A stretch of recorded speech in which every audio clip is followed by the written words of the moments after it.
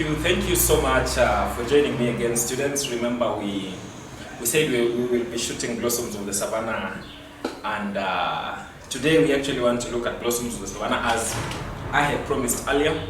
And today, majorly, we are going to just focus on the synopsis and also give character and characterization of this great book, Blossoms of the Savannah, which is written by H.R.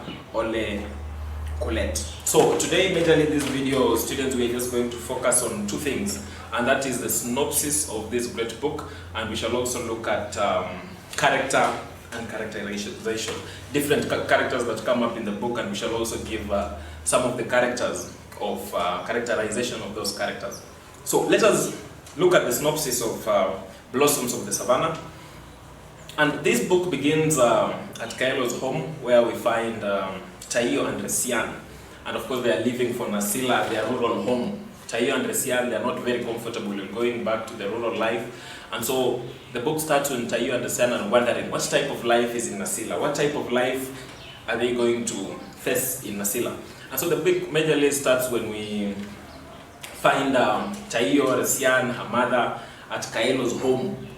That is where this great book starts. Then after that, Taio with the family, of course, they move to the village where they are welcomed by Ole Kaelo's brother. They are welcomed, they are treated to a party, and then they are welcomed to the life in the village. After that, Taio and Resian start discovering, walking around in the village, trying to see how village lives looks like. And so, just to bring them to the customs and the dances of the community, we find Ole Kaelo decides to employ a young man who is supposed to come and teach Taio and Resian the ways of the community and also the dances. And what is the name of that young man? That young man is called Joseph Pamwat. Joseph Pamwat is employed to teach Taio and Resian the different cultures, to teach them about the dances that come up in the village. And so that young man, Joseph Pamwat, is employed to actually teach these girls. After that, in the village life, we find that Taio and Resian, they are almost trapped by two young men when they are moving. They are moving inside the village. They are almost trapped by two young men. And what is the name of those young men? It is Lante and Ntara. Lante and Ntara almost trap Taio and Resian. Taio and Resian find it a very strange life. You see, they are used to Nakuru and the town life, but now they are in Nasila. They have to undergo FGM, female genital mutilation, and they do not want to go through that. And so they face different challenges while in the village in Nasila. And so we also find that Kaelo opens up an agricultural shop. Of course, after they move to Nasila, Kaelo opens up an agricultural shop and goes into business contract with a man called, what is his name? A man called Oloisudori. The book describes Oloisudori as a jack of all trades. And so he enters into business with Oloisudori, the jack of all trades. And Oloisudori actually has plans of exploiting Ole Kaelo, because at the end he starts saying that he wants to marry Resian, the young girl, and when he comes for a party, he also says his friend wants to marry Taio. And so Oloisudori just wants to exploit this man. He even starts bringing gifts to Resian. He wants to forcibly marry Resian and take her to his home. Of course, Oloisudori is a very old man and he wants to marry a young girl like Resian. And so to save Resian, we find a man called Orankinoi, who decides to brings up a pickup, tells Resian that he's going to take her to a hideout so that Oloisudori cannot exploit her or use her or marry her. So Orankinoi comes in with a pickup, wants to take Resian, hide her in the forest, promising her that he's going to take care of her. But then Orankinoi is, in contrast with what he had said, Orankinoi is a man we find that he rapes Resian and leaves her unconscious. And after Resian is raped, she's unconscious, and only a nurse that comes to save her later. And what is the name of that nurse? That nurse's name is Nabaru. Nabaru comes in and saves the young girl, Resian, from all the exploitation that she had undergone by one man called Olarkinoi. So Nabaru helped Resian, of course, helping her, bringing her back to her normal state. And back then, Resian had always a dream of meeting someone called Minik Enenkoitoi. And Minik Enenkoitoi is actually a female FGM activist. Doesn't want girls to undergo those processes. And so Resian had always had a dream of meeting Minik Enenkoitoi. But it is now this Nabaru, the nurse, that brings the connection. After Resian is raped, she comes in contact with Nabaru. Then Nabaru knows about Minik Enenkoitoi. It is Nabaru who then links up and they visit Minik Enenkoitoi. When Resian and Nabaru visit Minik Enenkoitoi, they come into the home of Minik Enenkoitoi. Resian describes her as a warm woman, and they are welcomed very warmly in Minik Enenkoitoi's house. It is in Minik Enenkoitoi's house that Resian started discovering that Olois Sudori, the jack of all trades, had been looking for her, even advertised in the magazines of her whereabouts, Resian. But as life moves on in the ranch where Minik Enenkoitoi is, and of course now joined by Nabaru and Resian, Resian discovers there are also 500 other girls in the same ranch who had gone through the same problem. Then she discovers she's not alone. 500 more girls had gone through the same problem, FGM, and all those sorts of things. So one day, as Resian is in Minik Enenkoitoi's hut, that is when they again meet with her sister, and her sister's name is Taio. So Resian and her sister finally meet in that ranch. It is also then that Resian discovers that Joseph Pamwat had actually died. And why did Joseph, their teacher, die? He had died because he was on a mission to save her sister Taio from being forcibly circumcised, which is so sad, so sad. Okay, while in the ranch, as Resian come together with Taio, we also find that Oloisidori visits the ranch and wants to forcibly take away Resian and go and marry her off. But then she's prevented by Minik Enenkoitoi. His vehicles are even burnt down and is chased away. So Oloisidori's fate ends there because Oloisidori wanted to forcibly marry Resian, but his cars are burnt down and is sent away forcibly by the people in the ranch. And so finally, you see, when we started this book, the dream of Taio and Resian had always been to go to the university. And which university?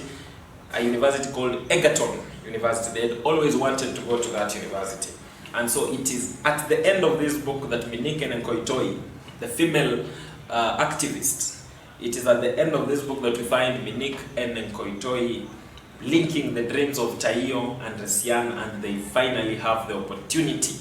After all the struggles, all the FGM practices, after all these things that happen, the challenges they face, finally they get to actually join their dream university, which is Egerton University.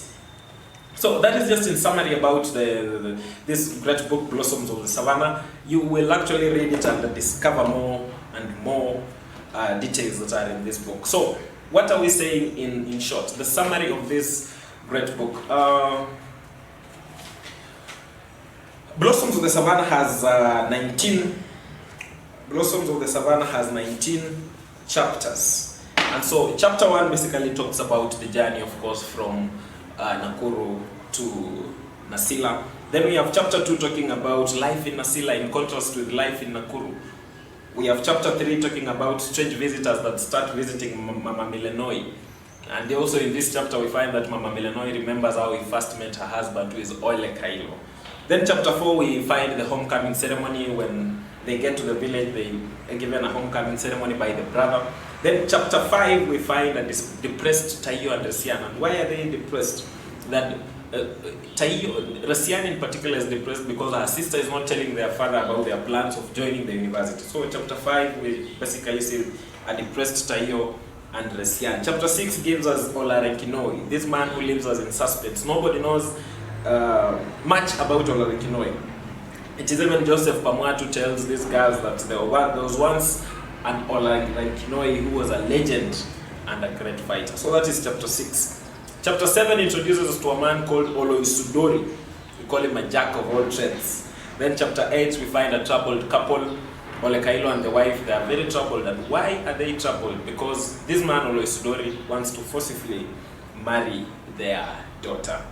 Chapter 9 we have love. We see love between Tayo and Joseph. Joseph Pamwat is the young man who was supposed to teach them, but finally they get into love, Tayo and Joseph. That is chapter 9. Chapter 10 gives us Olarenkinoi. We find how Olarenkinoi saves the girls from rapists. And who are the rapists? Lante and Tara. That is chapter 9. That is chapter 10 actually. Chapter 11 we see the change of environment. Chapter 12 we have retaliation. We see an angry Olekailo, and the father Olekailo is angry. Why? Because his daughters had been attempted to be raped. Then we have chapter 13. We find Oloisudori's grand visit, where he visits with his friends and now wants to take away Resian and marry her. Chapter 14 we are showed the wealthy Oloisudori, jack of all trades, the man with the money, which given his property even takes Olekailo and the wife to his home. That is chapter 14. Chapter 15 we find the real Olarenkinoi, and the real Olarenkinoi is now this man who steals Resian, takes her to a hideout and forcibly rapes her in the forest, leaving her very, very unconscious. Chapter 16 we find help, and help comes in when Nabaru, now the nurse, comes in to save Resian. That is chapter 16. Chapter 17 gives us, it is now where Resian meets Minik and Koitoi. She had always had a dream of meeting Minik and Koitoi, and that happens in chapter 17. Then chapter 18 we now find the sisters in reunion. Tayo and Resian meet up once again after a long time in the ranch. That is the sisters reunion, chapter 18. Then chapter 19 now is where we find the young girls' dreams being fulfilled, and their dreams had always been to one time join university, Egerton University. So their dreams are fulfilled in chapter 19, and that comes to the end of that story. So thank you so much. I hope you've grasped something about the synopsis of this great book, Blossoms of the Savannah. I hope you've grasped the synopsis. So don't move.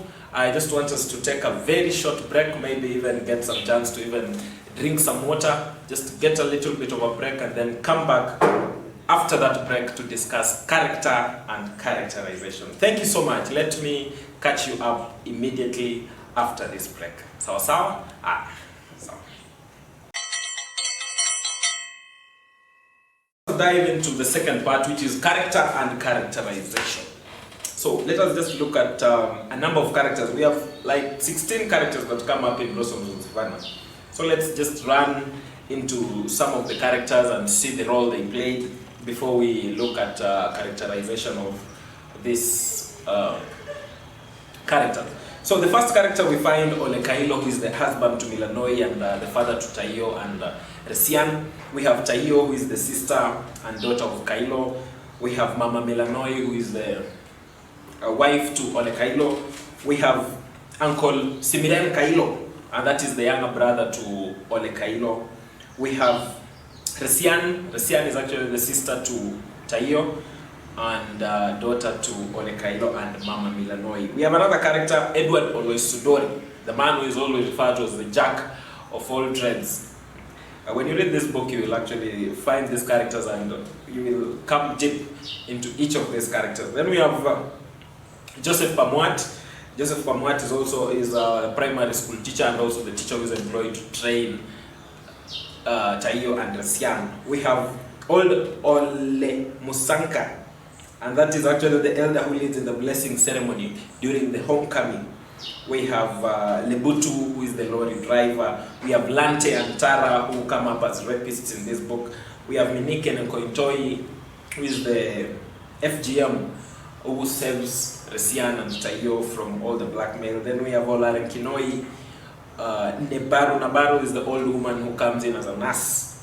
We have Olarinkinoi's mother, who is also the prophetess, and they refer to her as NK, Abon. That is Olarinkinoi's mother. So we have Olekailo, Taia, Mama Jen Milanoi, Uncle Simiren. We have Resian, Oloisudori, Joseph Pamuat, Lebutu, Lante, Minike Nkoitori. All those characters come up in this great book, Blossoms of the Savannah. So I want us to look at characterization of just a few characters who come up as the main characters in this book, and that is Olekailo, Taio, Resian, Mama Milanoi, Joseph Pamuat, and Edward Oloisudori. Those are the characters that we're going to look at their characterization. And at the end of the day, students, you should always tell yourself that English is one of the simplest subjects. You should never fail English. So on to our first character, and that is Olekailo. Obviously, those who have read this book know slightly about the character of Olekailo. First of all, he's strict. He's very strict. That is one of the characters of Olekailo. Another character about Olekailo is that he's commanding. Even when we see him instructing loaders of the lorry, he's commanding them. Another character is hateful. Why? We are taught in this book that he has always hated Resian from the time she was born, and she always wonders why he always gets girls instead of even getting a boy. That is strict commanding. Then we have another character, hateful. Another character about Olekailo is hardworking. The man is hardworking. We see him. He has worked for over 32 years in Agribusiness Limited, and he also believes that the way to success is also through hard work. So hardworking is also one of the characters of Olekailo. The last character we can look at of Olekailo is sexist. And sexist is a person who discriminates on the ground of sex. And we have seen Olekailo discriminating Resian so much. And he has always wanted his wife to give birth to boys. So he's also a sexist. So Olekailo, we find those characters: strict, commanding, hateful, hardworking, strict. You can go read and also find some of the characters on your own. The second person is Taio. Taio comes out as one of the characters of Taio. She's intelligent. She understands her father. Another character is sympathetic. She sympathizes with the loaders when their father is commanding them to actually load the truck. Another character of Taio is she's bold and daring. She always faces her father, and she vows to also fight FGM. That one comes up clearly in page 88. She vows to fight FGM and bring it to a stop. And also, her being bold, she openly tells Joseph Pamuat that she loves him. Yes, even when it's like they belong to the same community, but she tells him live and direct that I love you. So that one comes in as a bold Taio. Another character about Taio is that she's loving. One, she loves Joseph Pamuat. Another one is she's so loving to her sister and family, so she's also loving. Another character comes in as responsible. She plays the role of a big sister. Of course, Taio is the eldest sister, followed by Resian. So Taio is responsible because she plays her role very well as the big sister. Also, other characters we find optimistic. She's stubborn sometimes, alienated. She's very observant. When she gets to the village, she observes almost everything that goes on in the village. So those are some of the characters of Taio. The third person I want us to look at is Resian. One of the characters of Resian is she's determined. Why do we say this?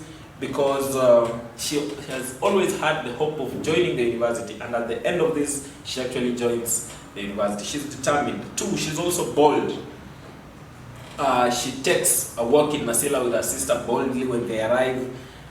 She doesn't agree easily when she's bribed or given gifts by Oloisudori. She doesn't take even the gifts. She's also attracted to bold personalities. Like we are told, she's attracted to Minik Enenkoitoi, and also she has a love for Professor Wangari Maathai. And that one comes out clearly in page 250 of this book. Another character of Resian is she's resentful. And what does resentful tell us? she openly sees that her father does not even love her. She sees it clearly. She can be able to tell that her father does not even love her. Another thing is that she doesn't even fall to the tricks of Oloisudori. She's very resentful.